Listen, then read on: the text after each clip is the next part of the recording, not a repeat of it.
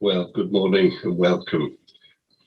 Julie had been very persuasive in asking me to do something for this Easter concert, persuasive and persistent. And part of my difficulty was lack of time, and the rest was, well, what on earth would I do? And then it occurred to me that maybe I would do something about hymn tunes that we don't use very much. Certain hymns are always or almost always sung to certain tunes, and we miss out on the richness of some others. I'm working from and with, and I know this comes up backwards in the picture, my granddad's 1933 tune book. He died in 1959, just before I was 11. I held him in very high regard. My middle name is Joe after him, and I use that name when I'm at Samaritans. I'm Joe. So when I'm playing the piano and organ, I quite like to use that. Now, oddly enough, I'm going to start with a Christmas one, and it's Cradled in a Manger Meanly, because it's sung to a lovely tune. But there is another set tune, and I'd like to introduce you to it.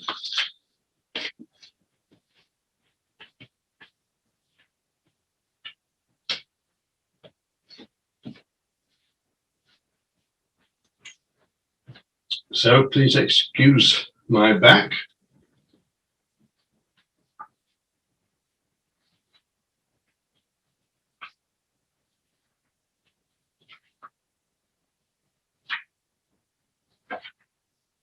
I turn 2 pages over. Here we go. 127. Cradled in a Manger Meanly. The one that we all know and love is. Manger, meanly the Son of Man his head, sleeping his first earthly slumber, where the oxen had been fed. Happy were those shepherds listening to the angel word. Happy they within that stable, worshipping their infant Lord. I didn't explain, and I make no apology occasionally for lapsing into the bass. Now, that tune is called St. Winifred. The other one is the Song of the Manger, and it's in Gaelic, which I don't speak, so you'll have to excuse any of you that Gaelic speakers. Oran na Prazech.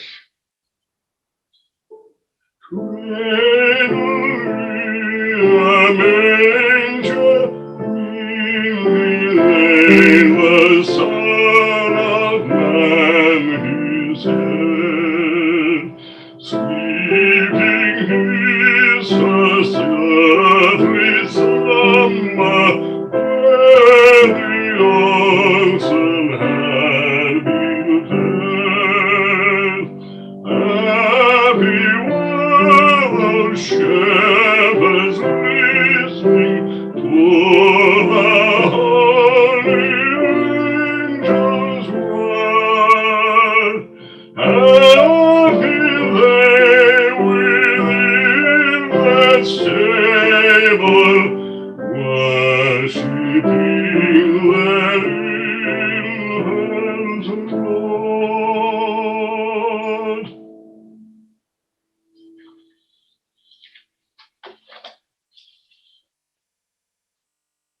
I'm not making a case for a wholesale change. I'm just saying, what lovely music. Now, we all know the one that's called the Methodist National Anthem. And it's almost impossible to imagine singing anything but.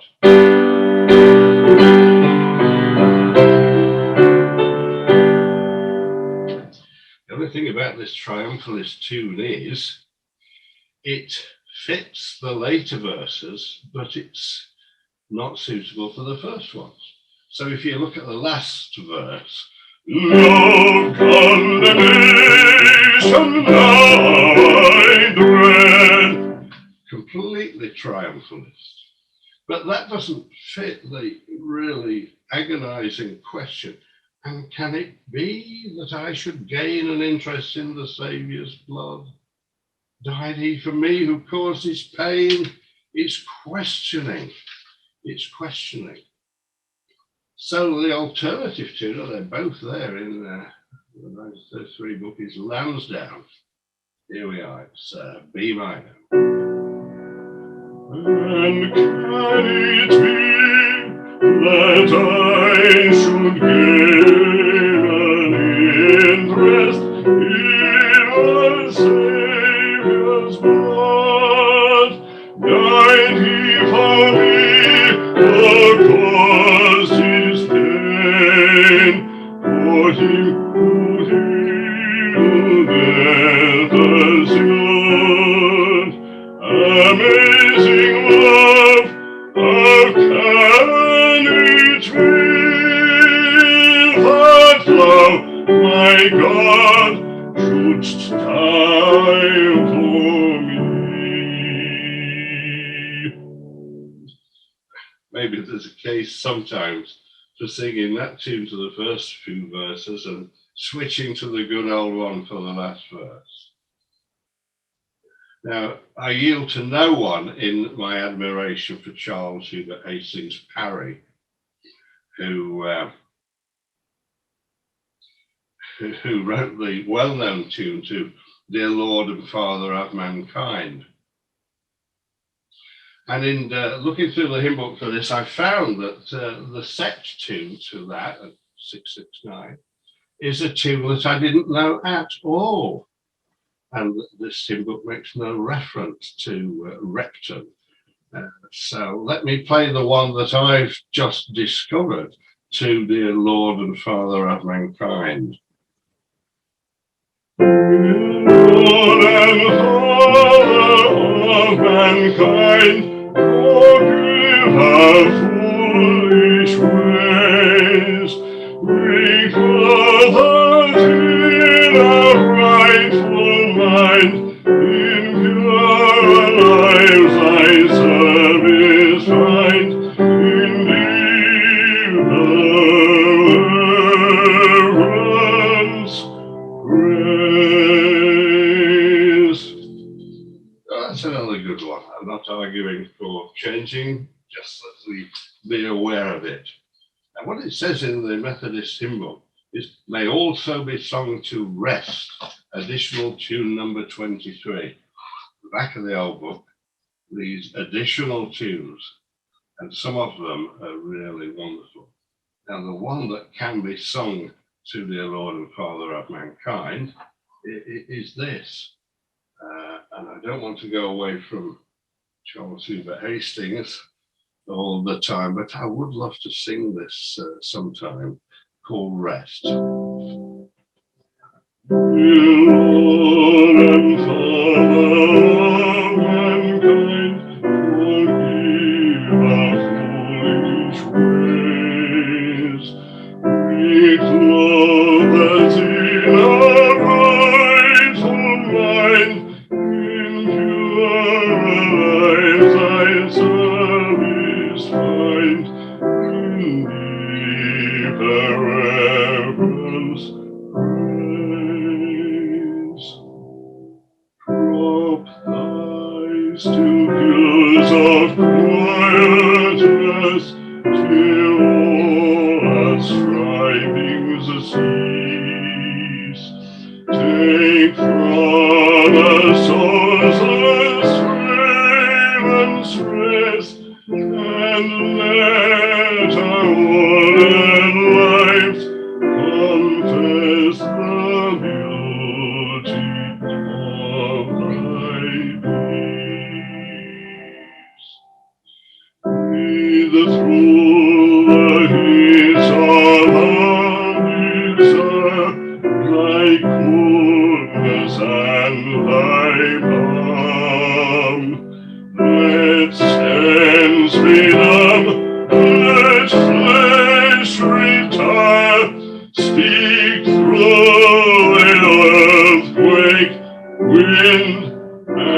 fire.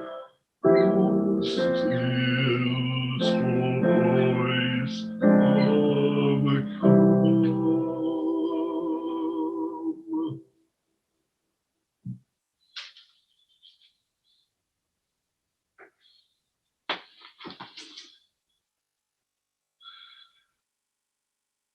The contrast you see,